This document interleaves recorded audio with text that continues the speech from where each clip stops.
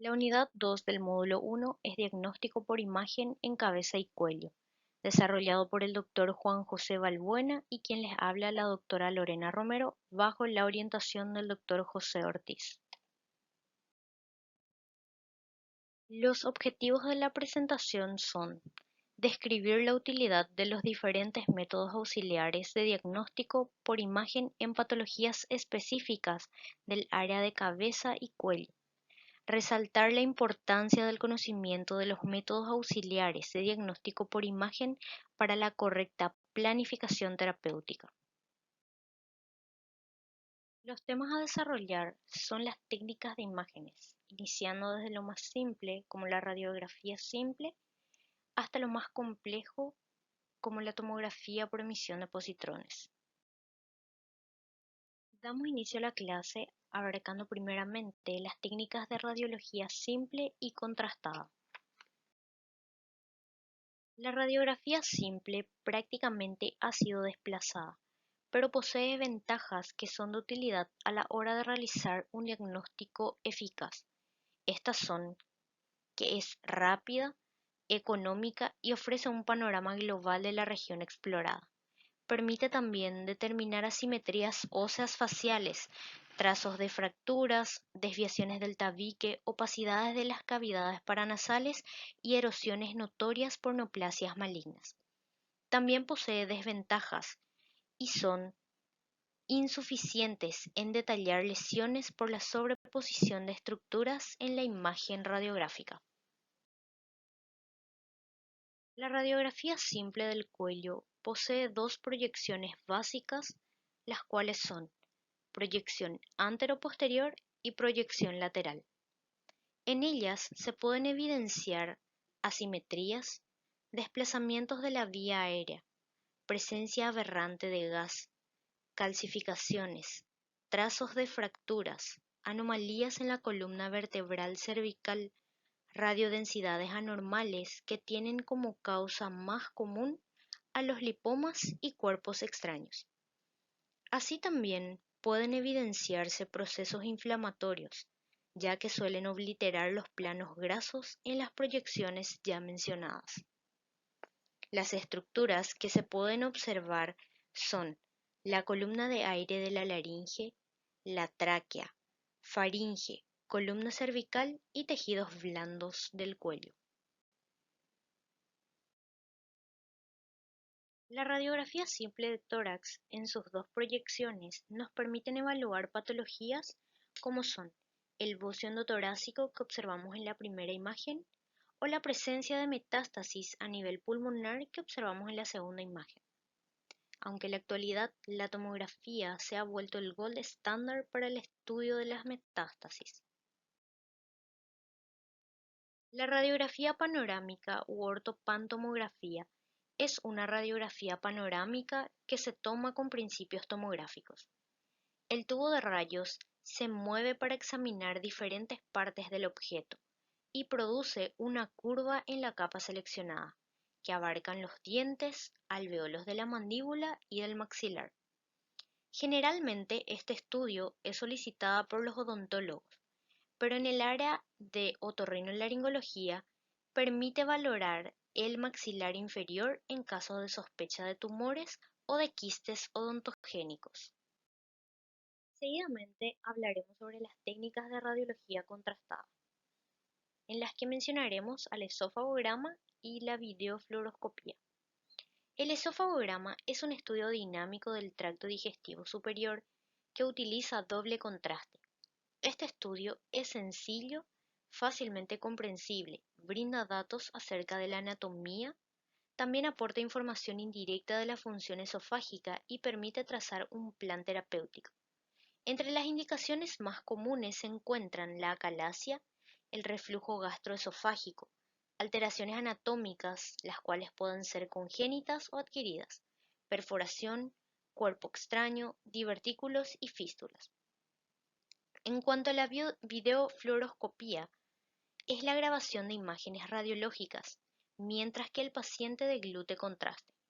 Es el gold estándar para el estudio de trastornos de la deglución, posee ventajas entre las cuales se menciona la facilidad de interpretación de todas las fases de la deglución, y también posee desventajas, que es principalmente el complejo de ejecutar. El paciente recibe radiación y debe colaborar. Además, es un examen prolongado. La siguiente técnica de imagen a desarrollar es la ecografía y su utilidad en el área de cabeza y cuello. Los temas a desarrollar son la ecografía tiroidea, el estudio del nódulo tiroideo y las clasificaciones como ATA y T-RADS. En cabeza y cuello. La ecografía es una herramienta de gran valor para el diagnóstico y el manejo de una gran variedad de situaciones clínicas cotidianas. Las causas más frecuentes de masas cervicales son las que asientan sobre la tiroides, bocio y nódulo tiroideo, las adenopatías y el crecimiento de las glándulas salivales. Las masas cervicales generalmente son referidas por el paciente o son un hallazgo incidental en la exploración física y constituyen un proceso frecuente en las consultas. Generalmente se tratan de enfermedades benignas, pero en ocasiones son el primer signo de enfermedades graves.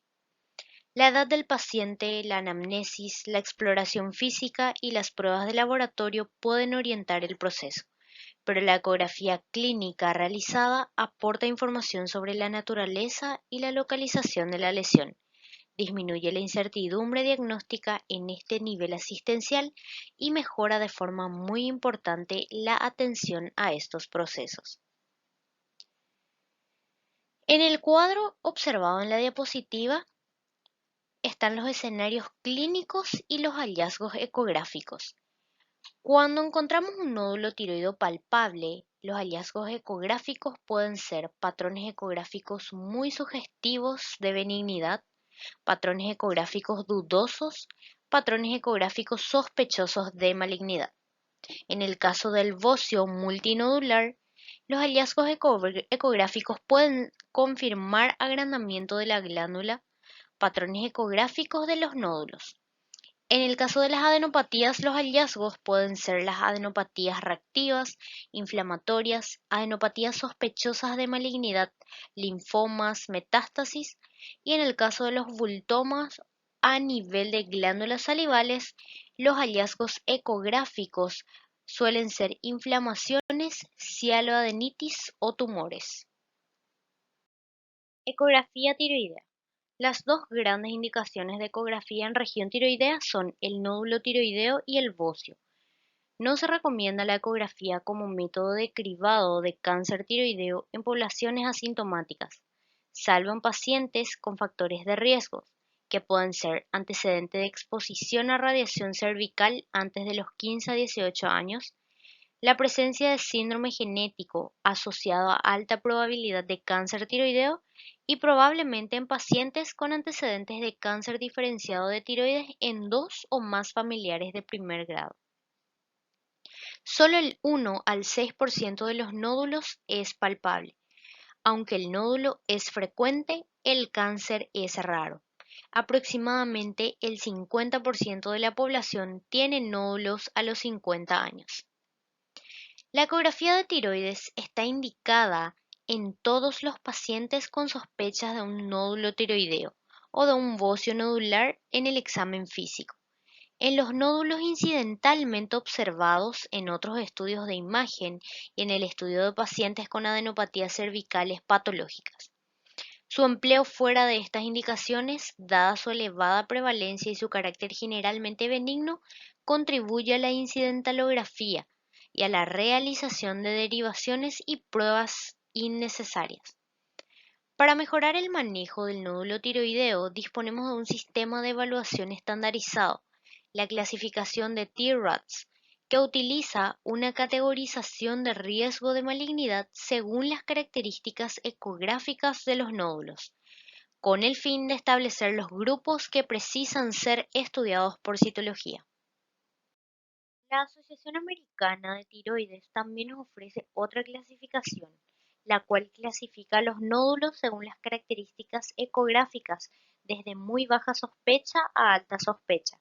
Incluye el criterio del tamaño del nódulo. Los hallazgos más específicos de cáncer de tiroides son los márgenes irregulares, las microcalcificaciones y el diámetro más alto que ancho. También cuenta con algunas indicaciones de ecografía y punción aspiración con aguja fina según la Asociación Americana de Tiroides.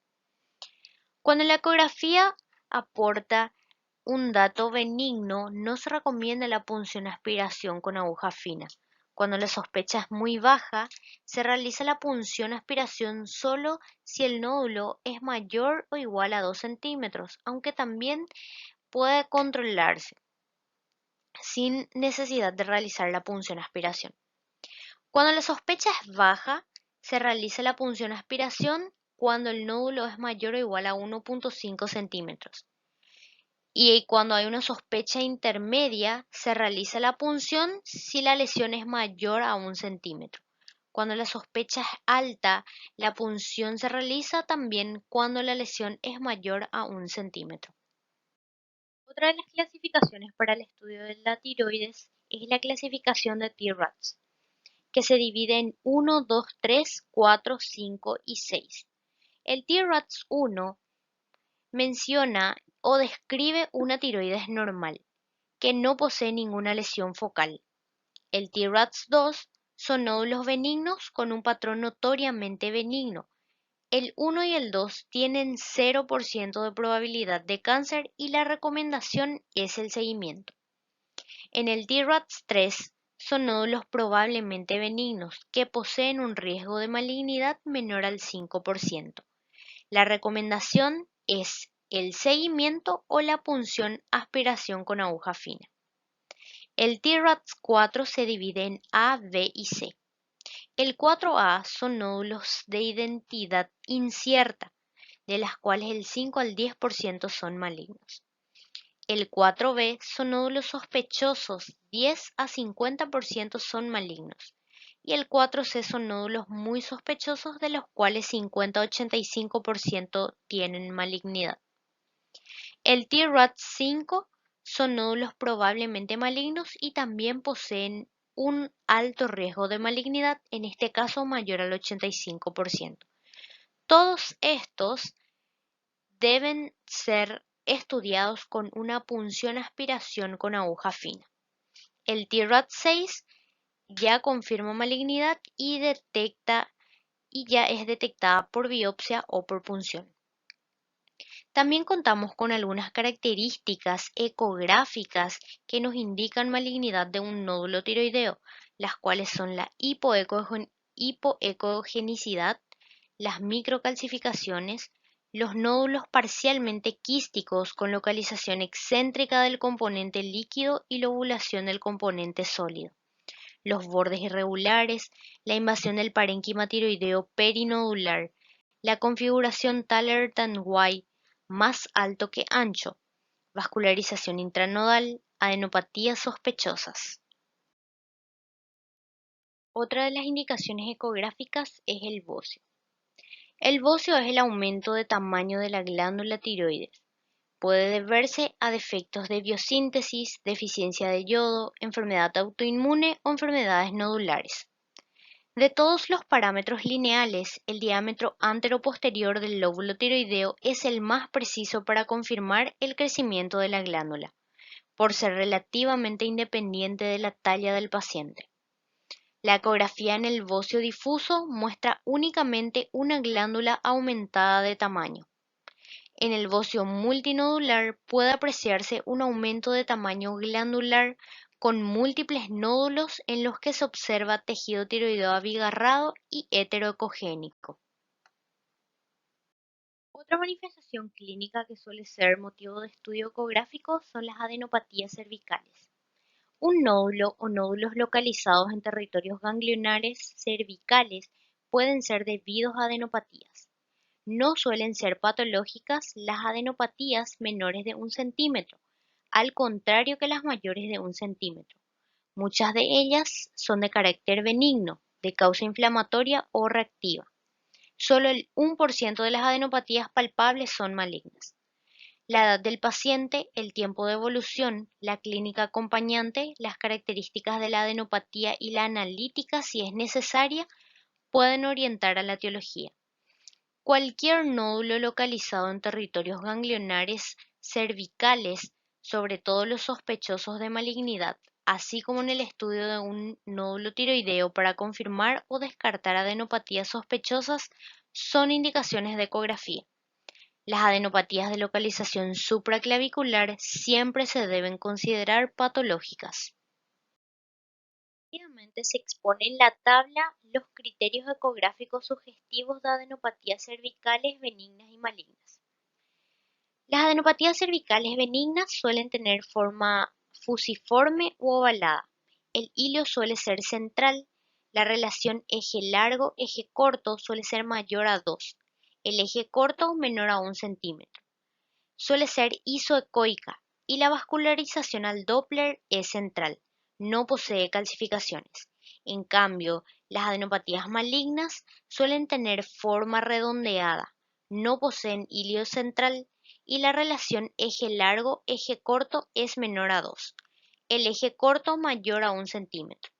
Suelen ser heteroecoicas y la vascularización al Doppler periférica o mixta y poseen calcificaciones. Cualquier nódulo localizado en territorios ganglionares cervicales, sobre todo los sospechosos de malignidad, deben ser estudiados por medio de la ecografía. Las glándulas salivales también son motivo de estudios ecográficos. El aumento de tamaño de las masas localizadas a nivel de las glándulas salivales es un hallazgo ocasional en las consultas. El tiempo de evolución de las lesiones, los factores desencadenantes, la afectación unilateral o bilateral, la palpación de la glándula y los signos y síntomas acompañantes pueden orientar su etiología. No obstante, en lesiones sospechosas o recidivantes, la ecografía puede aportar datos muy relevantes. La ecografía permitirá también comprobar la afectación de la glándula y visualizar su ecoestructura, orientando las etiologías más frecuentes de enfermedad a ese nivel, ya sea inflamatoria, litiásica o tumoral. Permite también integrar la información clínica con los hallazgos ecográficos, disminuyendo así la incertidumbre diagnóstica y mejorando el manejo de estos procesos. La tomografía computarizada, así como la resonancia magnética, que va a ser abordada más adelante, revolucionaron todo el aspecto de la imagenología a nivel de la cabeza y el cuello.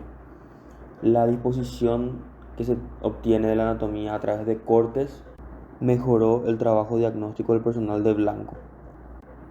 El conocimiento de los espacios anatómicos en cabeza y cuello, sumado a la capacidad de poder tener cortes seccionales, son de gran importancia para establecer diagnósticos diferenciales y comprender de mejor forma las afecciones de cabeza y cuello.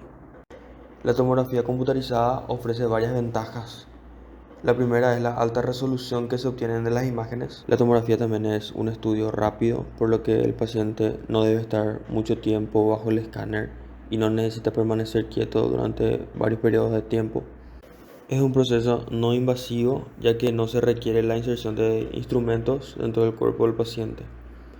Puede guiar ciertos procedimientos y al obtenerse imágenes en varios planos, se puede hacer una reconstrucción tridimensional de la imagen.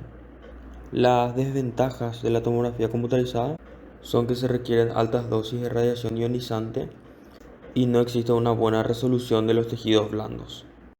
Las indicaciones de tomografía computarizada abarcan la determinación de la extensión de neoplasias cervicales, tanto primarias como metastásicas, que incluyen detección de tumores de origen desconocido, neoplasias benignas, masas tiroideas, masas paratiroideas, tumores malignos del tracto aerodigestivo y hasta adenopatías.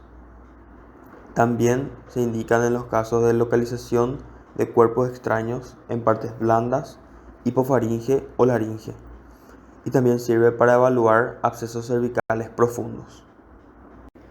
La técnica diagnóstica inicial para el estudio y evaluación de cabeza y cuello, especialmente del tracto aerodigestivo superior, es la tomografía computarizada.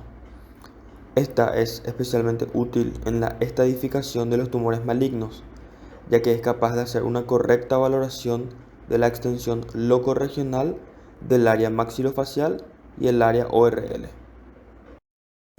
La tomografía computarizada también constituye el estudio de elección para la evaluación de los abscesos profundos del cuello, dado que establece localización, límites y relaciones anatómicas de la infección. La sensibilidad, en conjunto con el examen físico, alcanza hasta un 95%. Sin embargo, la especificidad llega a un máximo de 80%. La imagen generalmente se aprecia como una zona hipodensa con reforzamiento periférico. Ocasionalmente se pueden apreciar niveles hidroaéreos y loculaciones, así como se evidencia en la imagen. La tomografía computarizada supra e infraoidea con contraste representa su mayor utilidad ante la sospecha de compromiso de un espacio que cursa a lo largo del cuello o en casos de complicaciones. La resonancia magnética es una técnica de imagen, al igual que la tomografía, no invasiva, que no utiliza, en este caso, rayos X y que no conlleva riesgos biológicos conocidos. Así como la tomografía computarizada, es también una técnica que realiza cortes seccionales. Sin embargo, permite un mejor contraste para tejidos blandos que otros estudios no logran.